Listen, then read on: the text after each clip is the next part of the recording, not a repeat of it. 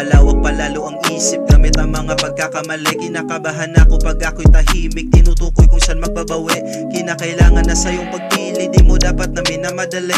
Kaya andito ulit mas nawili sa mga kaya ko pa na gawin. Di na para magyabang pa habang papalapit, lalong nananabik at mas ramdam kung nasa paligid ang hangin at himig direksyon ng aking bawat paghakbang. Tinutuklas ng maigi at mas mabusisi, inaalam at nang hanggang aking nasilip ang pwedeng magiging habang pinapabayaan ang patlang. Sinanay lang na mas maglimita, kilala mo na ang mga sasama, hindi lahat pwede maimbita. Pagka na meron ka ng matamasa, tukoy na at kita di pang karaniwan at may pakinabang sa sala. Bilang ko nagamit aking mata ang mga karapat dapat na pagsagana. Pero saka na alam mo na yan, marami-rami pang bundok ang tatahakin. Mga landas na may husay ang dala na may nakaambarin na panganib. Sanay na sa kalakalan at pwede pang mawala dito sa akin. Mga humaharang sa daan ay nakatadhana na rin na wasakin. Kung susumahin sugal tong pinto kong binuksan pero walang makakaawat. Sana pala rin kahit mabigo man, panalo na sakin ang natirang aral. Kahit lakarin man may balik ko, di na babalik pa kahit mabagal. Aaminin ko lang ding na manghapa ko sa mga nakita ko ditong bawal. Nais ko lang mamalayan mong kamalayan ang siyang sasagip sa'yo at yan lang din mismo ang makakasama sa kada kapa mo sa parisukat. Ikaw at ikaw lang may kakayahan na ang ginagalawan lahat ay baguhin tungo sa kung saan mo man gusto, sapagkat ikaw mismo ang siyang panauhin. Talagang ang tadhana ay madaya, pwede niyang burahin na nakaukit. Totoo namang di tayo malaya, pansin ko lahat ay paulit-ulit. Pero posible bang kumawala